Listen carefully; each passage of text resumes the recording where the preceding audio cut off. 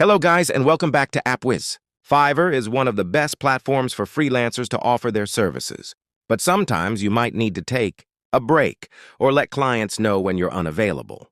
In this video, I'm going to show you a simple, step-by-step method to set unavailable dates on Fiverr, so your clients know when you're busy and avoid any scheduling conflicts. So without wasting any time, let's get started. First, open the App Store and type Fiverr in the search bar. Make sure the app is updated to the latest version. Once it's updated, open the app and you'll land on the main page. Next, go to your profile section. Here you'll see Set Availability.